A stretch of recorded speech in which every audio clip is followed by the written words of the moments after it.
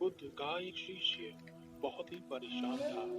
वह बहुत कोशिश कर चुका था, परंतु ना तो उसका ध्यान लग पाता और ना ही उसका चित्त शांत हो पाता। वह लगातार बहुत प्रयास कर रहा था, परंतु उसे सफलता नहीं मिल रही थी। थक हार कर जब वह ध्यान करने में नाकाम रहा, वह बुद्ध के पास पहुंचा और बुद्ध को प्रणाम कर उसने कहा, हे बुद्ध, मुझ में क्या कमी है? यहाँ जितने भी भिक्षु हैं, सब किसी न किसी स्तर तक अपनी साधना करके पहुंच रहे हैं।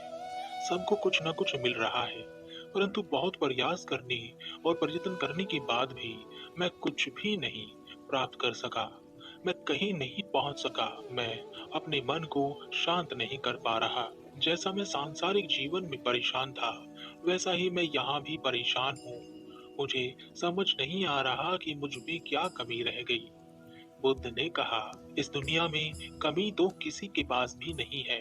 सब एक जैसी योग्यता रखते हैं, परंतु कुछ अपनी योग्यता का उपयोग करते हैं और कुछ अपनी योग्यता को भुलाकर अयोग्यता को याद रखते हैं। जो हमेशा अपनी कमियों को दोहराते हैं और अपने आप को कम समझते रहते हैं, वह कभी सफलता प्राप्त नहीं कर पाते। इसके उल्टे जो व्यक्ति अपनी कमियों को भुलाकर अपनी योग्यता को पहचानते हैं, वह हमेशा सफलता प्राप्त करते हैं। शिष्य ने कहा, हे बुद्ध, मैं भी तो अपने सांसारिक जीवन की कमियों को छोड़कर आपके पास, आपके शरण में अपनी योग्यता को जानकर यहाँ आया था, परंतु सब कुछ करने के बाद भी मुझे कुछ नहीं मिल रहा।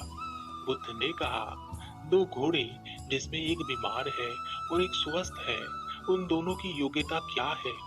शिष्य ने कहा, दोनों घोड़े चाहे वह बीमार हो या स्वस्थ हो, दोनों की योग्यता तेज दौड़ना ही है। बुद्ध ने कहा, दो घोड़े जिनमें एक घोड़ा पूर्णतः स्वस्थ है और एक घोड़ा बीमार है और जख्मी भी है, इनमें से कौन सा घोड़ा तेज दौड़कर आगे निकल सकता है?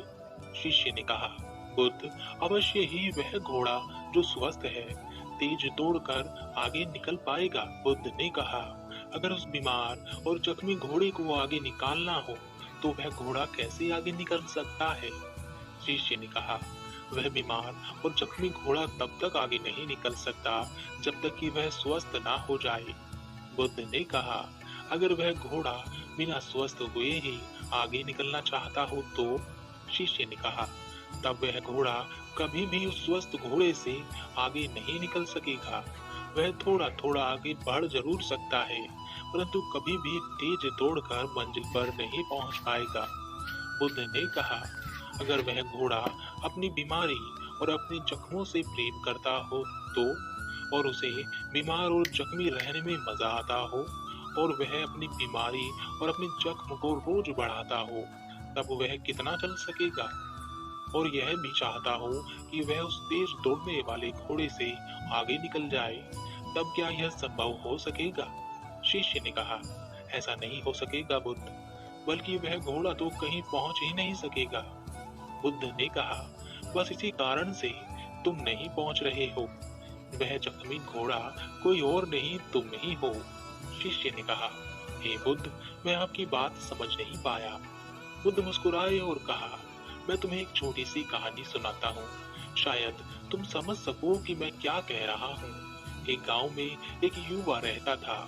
उसने अपनी आंखों में बड़े बड़े सपने सजा रखे थे। एक दिन एक युवती के प्रेम में पड़कर वह अपने उन सारे सपनों को भूल गया। उसे लगने लगा कि जैसे वह युवती ही उसकी सारी दुनिया है। एक बार वह मिल जाए तो फिर सुख ही सुख है, उससे बढ़कर कुछ भी नहीं है। फिर सबसे लड़ झगड़ कर आखिरकार अंत में उसने अपने प्रेम को पा लिया। उसने उस युवती के साथ विवाह कर लिया। विवाह करने के बाद उस युवक पर जिम्मेदारियां आ गई। अब उसने धन कमाना शुरू किया। उसने बहुत मेहनत की।